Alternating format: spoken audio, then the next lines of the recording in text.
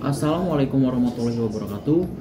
Perkenalkan, nama saya Jackson Saragih dari kelas BPPKN 2022. Nah, pada kesempatan ini saya akan menjelaskan bagaimana sebenarnya perbandingan antara hukum Islam, hukum adat, dan hukum Barat, yang dimana video ini saya buat untuk memenuhi tugas UTS atau ulangan tengah semester saya pada mata kuliah hukum Islam. Nah, dalam video ini saya akan menjelaskan bagaimana sebenarnya perbandingan antara hukum Islam, hukum adat, dan hukum Barat. Ada 4 poin yang akan saya jelaskan terkait perbandingan dari ketiga hukum tersebut. Yang pertama yaitu kapan atau saat dimulai daripada kapan berlakunya hukum Islam, hukum adat, dan hukum Barat. Yang kedua yaitu bentuk daripada hukum tersebut. Yang ketiga yaitu tujuan daripada hukum tersebut. Dan yang terakhir yaitu sumber-sumber dari hukum tersebut. Nah, yang pertama yang akan saya bahas yaitu keadaan yang dimana saat dimulai berlakunya hukum Islam, hukum adat, dan hukum Barat. Nah, dalam hal ini kita ketahui bahwasanya hukum adat itu berlaku pada masa pra-Hindu dan hukum Islam itu berlaku pada masa abad ke-7 atau abad ke-8. Dan hukum Barat itu dimulainya pada masa VOC. Nah, yang kedua yaitu bentuk daripada hukum Islam, hukum adat, dan hukum Barat.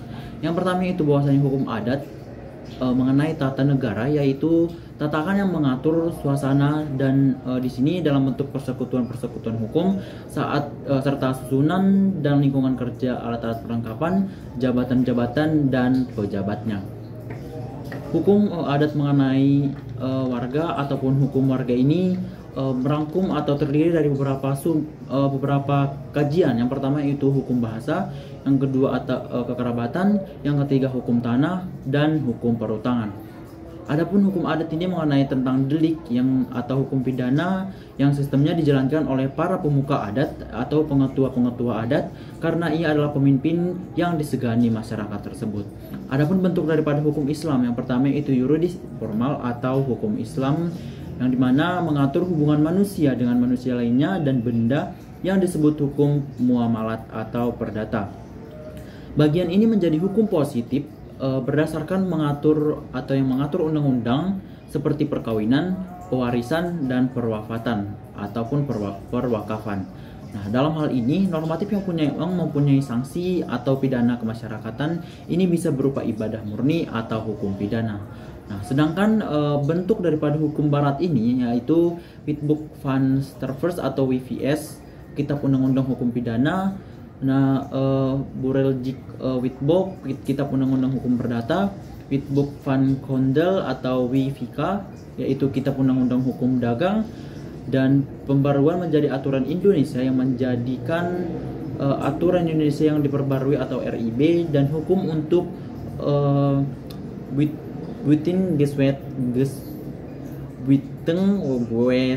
atau RBG, Kitab Undang-Undang Hukum Acara Perdata, dan Kitab Undang-Undang Hukum Acara Pidana. Yang ketiga itu tujuan daripada hukum ini. Yang pertama itu hukum adat. Tujuan daripada hukum adat yaitu sebagai aspek dari budaya. Hukum adat terwujud dari nilai-nilai kearifan lokal yang dipercaya dan meyakini kebaikannya sehingga menjadi fenomena atau pedoman dalam suatu tempat yang berlaku dalam masyarakat dalam mewujudkan kehidupan masyarakat yang tentram, aman, dan damai.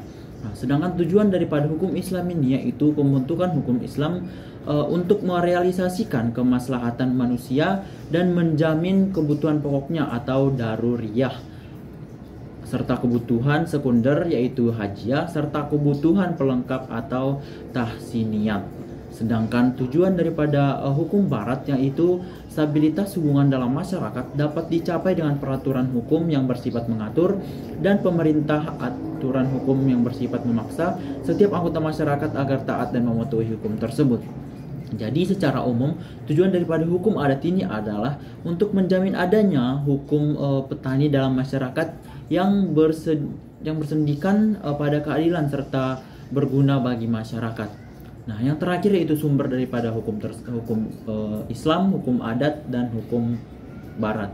Yang pertama yaitu sumber daripada hukum adat. Nah, adat-adat atau kebiasaan yang ada disebut dengan tradisi rakyat itu menjadi salah satu sumber daripada hukum adat ini. Yang kedua yaitu kebudayaan tradisional rakyat. Yang ketiga yaitu kaidah dari kebudayaan Indonesia asli.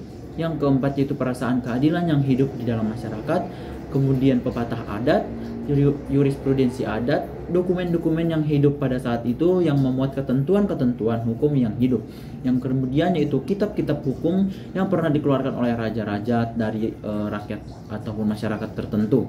Yang berikutnya itu doktrin tentang hukum adat, dan yang terakhir yaitu hasil-hasil penelitian tentang hukum adat dan nilai-nilai yang tumbuh dan berlaku dalam masyarakat tersebut.